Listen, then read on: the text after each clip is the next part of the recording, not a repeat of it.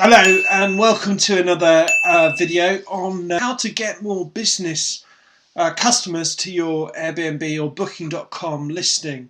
Now, business customers are really important because it's all very well during the high seasons, i.e. the summer and Christmas, that kind of period where you're likely to get expensive bookings if you're in a good location.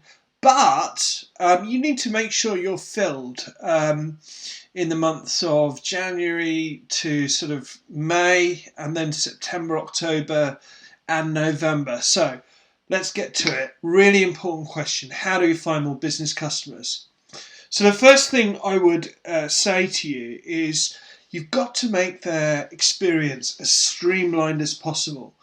When they go and stay in a hotel, it's simple. It's simple. You know where to go, you know where to park, you know how to check in. And actually, if you can make it even more simple than staying in a hotel, you're onto a real winner. So your directions have got to be accurate. We have a link that we send our guests via text message that links to Apple Maps or Google Maps to send them to our apartments.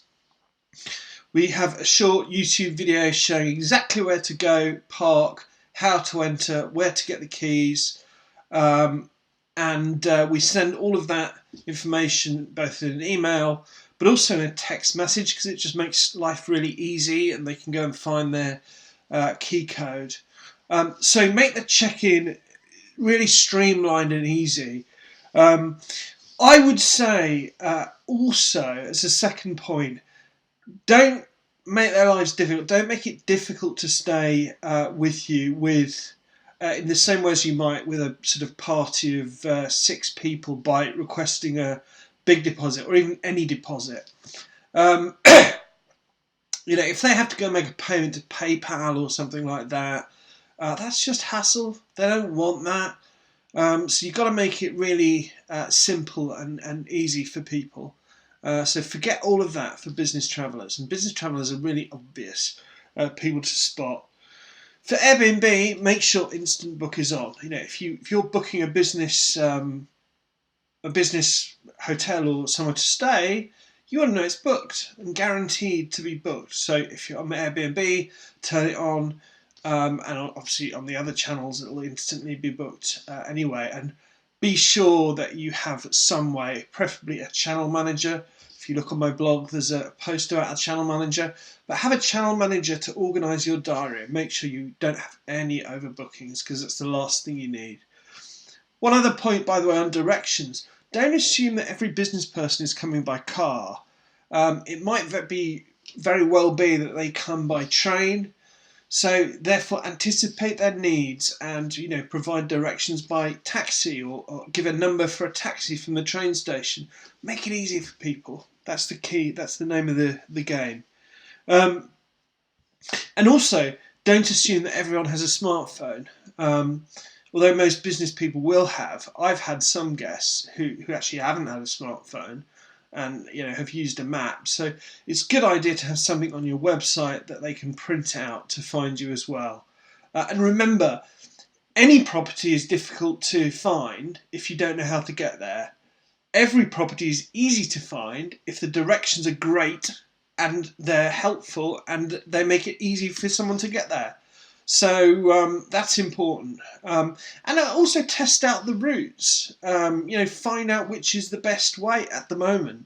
Is there one road which is particularly busy? Is another road the better road to go on? Next thing, for business travellers, you've got to have great Wi-Fi. It's really important. 5-10 megabytes a second is not good enough. You've got to have really 100 megabytes a second. I have a business in Asia, and when I travel to Asia, one of the first things I do is call my family at home on FaceTime, and for that you need a good 100 megabit connection to get through. And likewise, people might be connecting to corporate networks which are busy and stuff, so go for the very best Wi-Fi you can get, the best available on the market in your area, because it's important. And also check that it works, because very often, these routers need resetting to get them back up to speed. So if that's the case, if you know that, then anticipate that, maybe build it into your cleaners routine, whatever, but do that as well.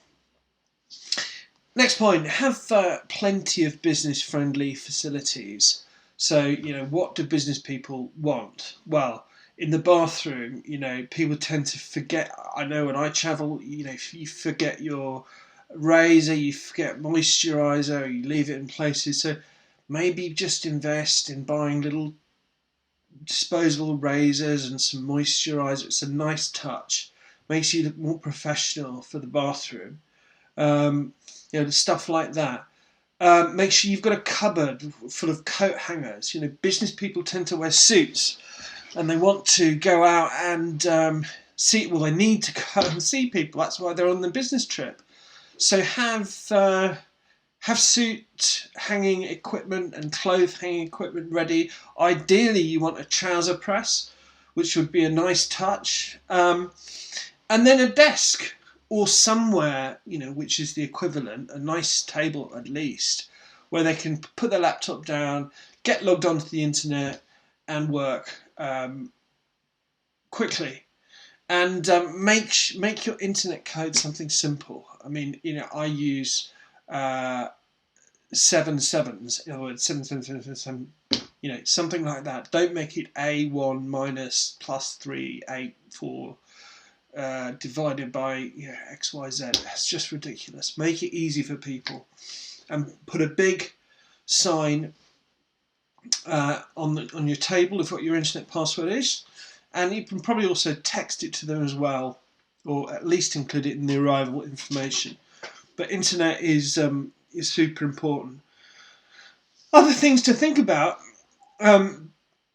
I don't know about you, but when I stay in hotels or when I travel for business, I actually quite miss my family. So I don't sleep very well when I'm in hotels and travelling. So I tend to fall asleep, put a sleep timer on the TV and fall asleep with the news on. So it is worth having a television in the bedroom. I'm not a huge television person. I don't really watch much television. But have a television in the bedroom with a sleep timer, and again, make sure that works. The channels are tuned in, and so on and so on. There are cables that are plugged into the walls. All simple stuff, but you've got to do it, and you've got to do it on a regular basis, and that's why you've got to have a checklist for your cleaners. I don't do this for everyone, but for certain regulars, I leave a welcome basket. Now, what this means is essentially some of those little mini cereal packets, half a loaf of bread, that's thinking by a small loaf of bread, a small carton of milk, and most importantly, a couple of beers in the fridge. At the end of a long, busy businessy day, when you've been on the road, the first thing I want to do is go for a beer and chill and relax. And that'll be really welcomed if you have that in there. Even if they go and buy it themselves, the fact that you've bothered to put that in there, they will like you for that. They will remember you for that. People remember these little details in a big way. So you've got your bread and your cereals and your milk and stuff. But I don't know about you, but when I'm in staying somewhere and I get up, usually I have time for just to jump in the shower, and then I have a coffee. If you feel you've got the budget and it's worth it, and you can charge enough, it's worth investing in a Nespresso coffee maker. They just make great coffee machines. This is not some ad for them, but they make great coffee machines. We have them in all of our places, or whichever brand you prefer. But some nice coffee in the morning, to give you a bit of energy and get you going is a good idea. Okay. Final point, and really this applies to every aspect of your listing, but check everything works. There's nothing worse than going somewhere and finding the heating doesn't work, the internet doesn't work, the television's not plugged in. What you really want for your listing is for things to be intuitive. So you walk into the bedroom, you don't have a hunt for the hairdryer. You leave a drawer. I leave a drawer open and leave the hairdryer nicely, with a cord nicely wrapped up, just so you can see where it is. TV control beside the bed. Bottle of Avian water there. The toiletries out. A little sort of mini towel. So it's easy, just like in a hotel, really. But I can tell you, if you do this, business travellers will love you because you're not just a tiny hotel room or even a hotel suite, because you're offering a whole property to stay in. If that's what you're doing, people will love it because they can relax. They've got their own space. Most hotel rooms, unless you're paying for a Ritz-Carlton or something, but most hotel rooms are small and not very nice, and there's no room. And your option is to get room service, which is usually some disgusting burger or other, or go down to the bar, and if you've got the energy, but most of the time you haven't got the energy. Remember, they're staying with you because they've got their space to just chillax and relax and enjoy. So do all of these things, and what you'll find is you'll get a load of business travellers.